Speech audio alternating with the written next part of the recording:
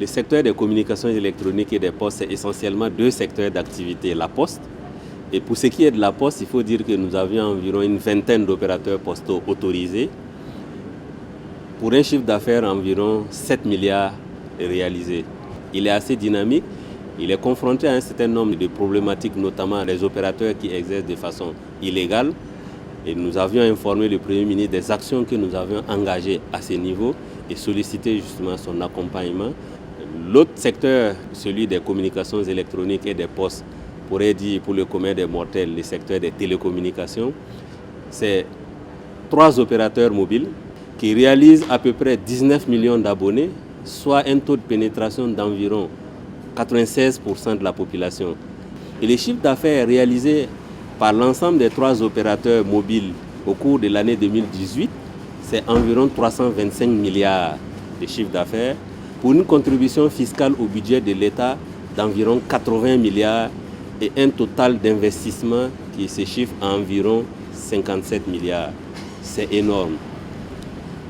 Au niveau donc de l'emploi, on constate une baisse au niveau des emplois directs, mais nous constatons une forte croissance au niveau des emplois indirects, à savoir ceux qui vendent les cartes de recharge, ceux qui réparent les téléphones, ceux qui vendent des accessoires, ceux qui vendent des téléphones. Au niveau donc des actions pour véritablement donner la main aux utilisateurs, parce que qui sont le premier acteur dans la chaîne, parce que sans utilisateurs, pas d'opérateurs, pas de régulateurs aussi, et donc les régulateurs en tout cas a mis les consommateurs au cœur de ses préoccupations.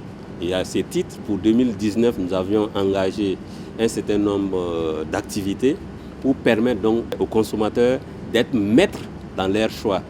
Et à ce titre, très bientôt, nous allons mettre à leur disposition un certain nombre d'outils qui vont leur permettre de pouvoir donc apprécier la qualité des services offerts par les opérateurs dans les lieux d'activité.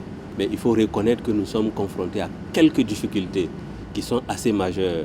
Et nous nous réjouissons d'avoir eu une oreille attentive de son Excellence, Monsieur le Premier ministre, en tout cas qui nous encourage, nous félicite et reste disponible pour le gouvernement puisse nous accompagner dans ce sens.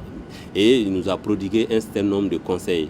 Et au titre de ces difficultés, permettez-moi en tout cas de vous le dire, la première difficulté, c'est le vandalisme auquel nous sommes confrontés. Vous savez, les services de communication électronique sont basés sur des infrastructures. Ces infrastructures sont déployées et malheureusement, nous constatons que ces infrastructures sont vandalisées, des câbles sont coupés et ceci n'est pas de nature à faciliter et à offrir une qualité de service. Aussi, nous avons constaté que lors des travaux publics, très souvent, ces travaux coupent les fibres tout le long, donc, soit la voirie ou le long des travaux. Nous l'avons constaté quand on fait une voie. Bon, la fibre optique qui est là, donc lorsque c'est coupé, toutes les localités qui sont derrière sont injoignables. Et donc à ce niveau, un certain nombre d'actions avec le gouvernement est en cours. L'autre difficulté sur laquelle le Premier ministre nous a donné des conseils très éclairés, c'est de plus en plus la réticence que nous constatons des populations vis-à-vis de l'implantation des infrastructures.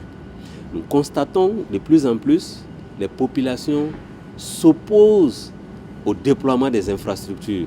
Lorsque les infrastructures, les pylônes, c'est qu'on appelle communément les antennes, ne sont pas installées, il va sans dire qu'il va être difficile de pouvoir offrir un service de qualité.